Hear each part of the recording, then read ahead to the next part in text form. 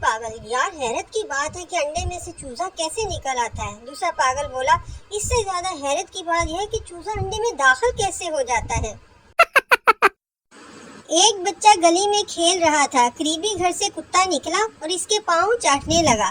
بچہ روتا ہوا گھر آیا، ماں نے پوچھا: کیوں رو رہے ہو؟ کہیں پڑوسی کے کتے نے تو نہیں کاٹ لیا؟ بچہ: ابھی تو چکر گیا ہے، بعد میں کاٹ بھی لے گا۔ جمیلہ: دادا جان سے: آپ ابھی تک لڈو ڈھونڈ رہے ہیں، میں نیا لا دیتی ہوں۔ دادا جان: لڈو اس لیے ڈھونڈ رہا ہوں کہ اس میں میرے دانت بھی پھنسے ہوئے ہیں۔ دو مراسی ایک بارات کے ساتھ گئے جہاں ان کو بار بار پانی پلایا گیا۔ ایک مراسی نے تنگ آ کر کہا: بھائی تھوڑے سے چاول بھی دے دو، پانی حلق میں پھنس گیا ہے۔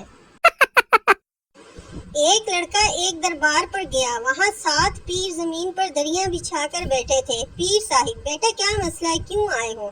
لڑکا: بابا جی، جس لڑکی سے میں پیار کرتا تھا وہ کسی اور کے ساتھ بھاگ گئی ہے۔ پیر صاحب: چھوٹے، اندروں ایک دری اور لے کے آ۔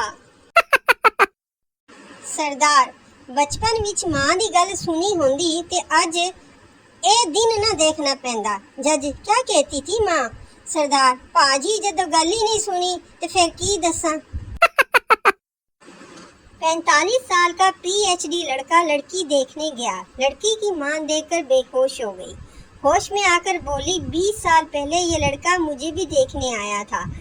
اور کرو پی ایچ ڈی، نہ نوکری ملی نہ چھوکری، 4 سال دا ڈپلومہ کرو اور موج مارو۔ ایک عورت مر گئی، اس کا جنازہ جا رہا تھا، جنازے کے آگے ایک کتا اور پیچھے لمبی سی آدمیوں کی لائن لگی ہوئی تھی۔ ایک آدمی نے پوچھا: یہ کیا؟ جنازے کے آگے کتا۔ شوہر: اس کتے نے میری بیوی کو کاٹ لیا اور وہ مر گئی۔ آدمی: یہ کتا مجھے دے دو 1 دن کے لیے۔ شوہر: تم کیا سمجھ رہے ہو، یہ سب میری بیوی کے جنازے میں آئے ہوئے ہیں، یہ بھی کتا لینے آئے ہیں، چلو لائن میں لگو۔